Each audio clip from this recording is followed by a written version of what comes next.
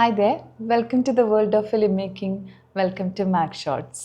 അപ്പം നിങ്ങൾക്കൊരു short film ചെയ്യണമെന്നുണ്ട്, പക്ഷെ അതിൻ്റെ സ്റ്റെപ്സ് ഒന്നും അറിയില്ല. സോ അതിനുള്ള ടിപ്സുമായിട്ടാണ് ഞാൻ ഇന്ന് വന്നിരിക്കുന്നത്.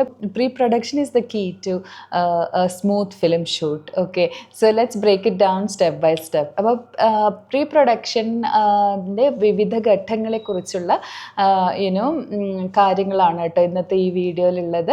അപ്പോൾ വീഡിയോ സ്കിപ്പ് ചെയ്യാതെ മുഴുവനായി ഇരുന്ന് കാണുക. അപ്പം നമുക്ക് പ്രീ പ്രൊഡക്ഷൻ സ്റ്റെപ്സ് എന്തൊക്കെയാണെന്ന് നോക്കാം. So step 1, concept and script. So ഒരു സിനിമയുടെ ഏറ്റവും ഇമ്പോർട്ടൻ്റ് ആയിട്ടുള്ള ഘടകമാണ് സ്റ്റോറി എന്ന് പറയുന്നത്, അല്ലേ?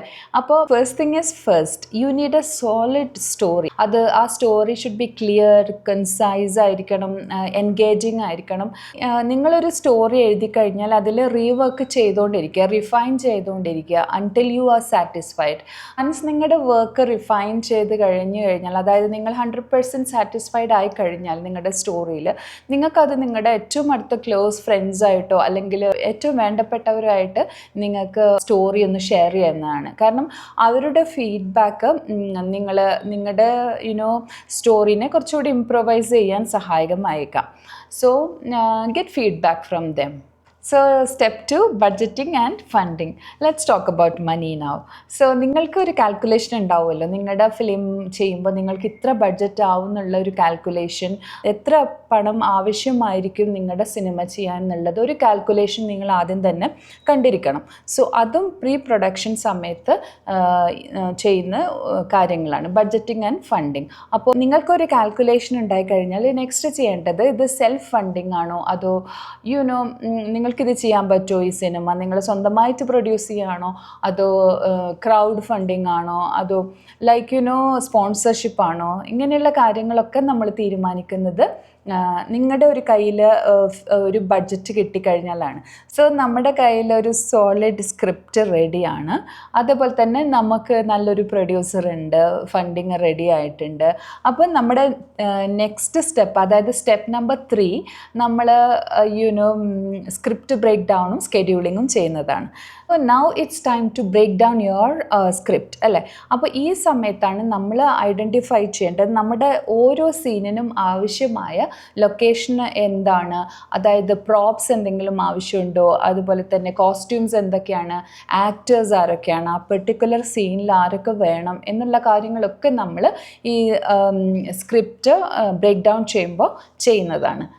സോ ഈ സമയത്ത് നമുക്ക് സ്റ്റുഡിയോ ബൈൻഡർ പോലുള്ള ടൂൾസ് യൂസ് ചെയ്യുന്നതാണ്. അതൊക്കെ വളരെയധികം ഹെൽപ്ഫുള്ളായിരിക്കും നമ്മുടെ പ്രീ പ്രൊഡക്ഷൻ ടൈമിൽ. എഫിഷ്യൻ്റായിട്ട് പ്ലാൻ ചെയ്യുന്നത് നിങ്ങളുടെ ടൈം സേവ് ചെയ്യാനും അതുപോലെ നിങ്ങളുടെ ബഡ്ജറ്റ് സേവ് ചെയ്യാനും ഒത്തിരി ഹെൽപ്ഫുള്ളായിരിക്കും. അടുത്ത സ്റ്റെപ്പ് 4 ആണ്. സ്റ്റെപ്പ് 4ലാണ് നമ്മൾ കാസ്റ്റിംഗ് ആൻഡ് ക്രൂ നോക്കുന്നത്. നല്ല ആക്ടേഴ്സിനെ കാസ്റ്റ് ചെയ്യാൻ ട്രൈ ചെയ്യുക. അപ്പോൾ നിങ്ങളുടെ മനസ്സിൽ നിങ്ങളുടെ ക്യാരക്ടറിനനുസരിച്ചുള്ള ഒരു ആക്ടർ നിങ്ങളുടെ മനസ്സിൽ ഓൾറെഡി ഉണ്ടെങ്കിൽ you can always choose him or her. But അതല്ല എങ്കിൽ നിങ്ങളൊരു ന്യൂ ഫേസിനാണ് നോക്കുന്നതെങ്കിൽ ഓഫ് കോഴ്സ് ഒരു ഓഡിഷൻ വെച്ചിട്ട് നിങ്ങൾക്ക് സെലക്ട് ചെയ്യാവുന്നതാണ്. അപ്പോൾ ഇതേ സമയത്ത് തന്നെ higher your entire crew, core crew. നിങ്ങൾ ആരെയൊക്കെയാണ് നിങ്ങളുടെ ടീമിൽ ഉൾപ്പെടുത്താൻ ഉദ്ദേശിക്കുന്നത് അവരെയൊക്കെ തന്നെ ഓൾറെഡി ഡിസൈഡ് ചെയ്ത് വെക്കേണ്ടതാണ്. അതായത് DOP ആര് വേണം, അല്ലെങ്കിൽ അസിസ്റ്റൻറ്റ് ഡയറക്ടർ ആരായിരിക്കണം, സൗണ്ട് ഡിസൈനർ ആരായിരിക്കണം എന്നുള്ള കാര്യത്തിലൊക്കെ നിങ്ങളൊരു ഡിസിഷൻ എടുത്തിരിക്കണം. സ്റ്റെപ്പ് 4 ആക്ടേഴ്സിനെ സെലക്ട് ചെയ്യുന്ന സമയത്ത് തന്നെ നിങ്ങളുടെ ഒരു ടീം ആരാണെന്നുള്ളത് നിങ്ങൾ ചൂസ് ചെയ്തിരിക്കണം. പിന്നെ ഇതൊക്കെ കഴിഞ്ഞ് കഴിഞ്ഞാലാണ് നെക്സ്റ്റ് സ്റ്റെപ്പ് 5, ലൊക്കേഷൻ ഹണ്ട്. അപ്പോൾ ലൊക്കേഷൻ നിങ്ങളുടെ സ്ക്രിപ്റ്റിനനുസരിച്ചിട്ടുള്ള നല്ലൊരു പ്ലേസ് കണ്ടുപിടിക്കുക നിങ്ങളുടെ ഷൂട്ടിംഗ് നടത്താൻ വേണ്ടിയിട്ട്. അത് നിങ്ങളുടെ സ്ക്രിപ്റ്റുമായിട്ട് നല്ല മാച്ചിങ്, നിങ്ങളുടെ മനസ്സിൽ എന്താണോ കണ്ടിട്ടുള്ളത് ആ ഒരു ലൊക്കേഷൻ കണ്ടെത്തുക എന്നുള്ളതാണ് അടുത്ത task.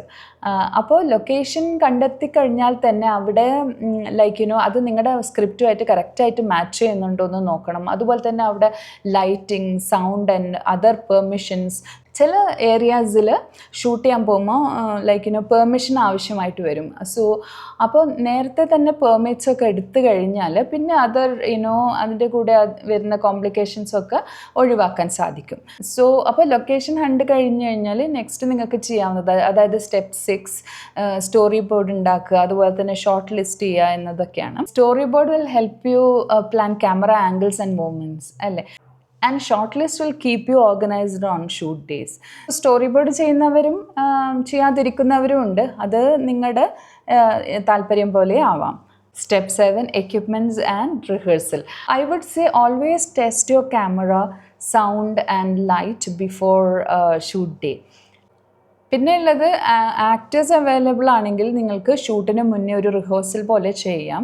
That will ensure smooth performance. New ആക്ടേഴ്സൊക്കെ ആകുമ്പോഴേ, അതായത് നിങ്ങൾ ഓഡിഷൻ ത്രൂ സെലക്ട് ചെയ്ത ആക്ടേഴ്സൊക്കെ ആണെങ്കിൽ ഒരു റിഹേഴ്സൽ വെക്കുന്നത് ഓൾവേസ് നല്ലതായിരിക്കും. Next is step number 8, call sheet and final check. Before you roll cameras, create a call sheet.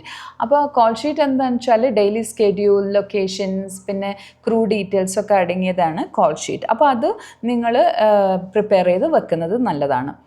Clear communication നിങ്ങളുടെ ടീമിന് കൊടുക്കുക. Keep your communication really clear.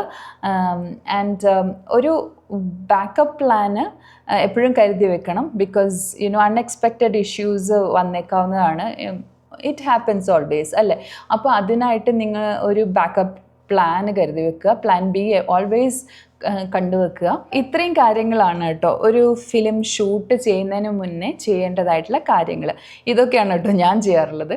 So plan well, stay organised and most importantly have fun making films.